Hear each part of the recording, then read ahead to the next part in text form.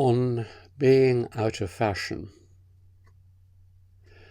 I do remember some quotation which said that if you are going to do something original, you have to face the fact that you are at certain points going to be out of fashion. And as someone who is quite often out of fashion, I've liked that idea. Most of us would like, I suppose, to be in fashion.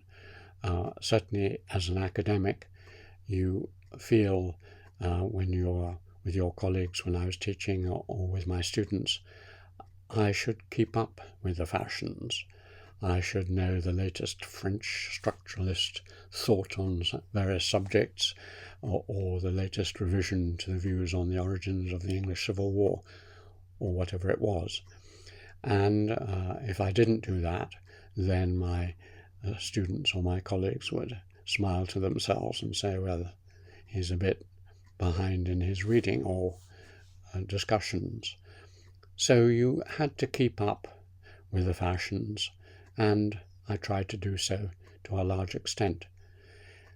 But increasingly, even in my academic life, in my last 10 years, that is from my late 50s, I found that having kept up with the fashions to a large extent, they were now coming in at such a pace and so abstrusely that I was finding it difficult to keep up with them.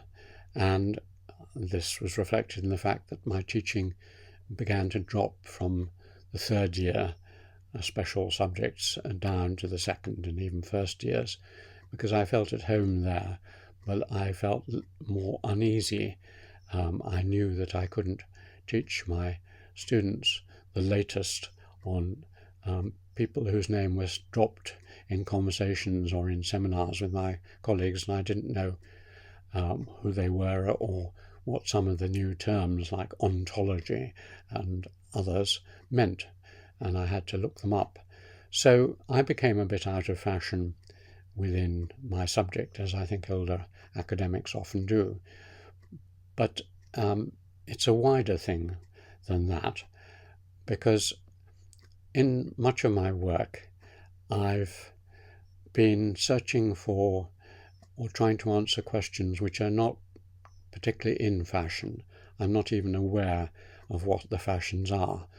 I tend to pursue subjects which interest me and seem important to me, and I want to resolve myself. And whether they're in fashion or out of fashion doesn't really worry me or concern me.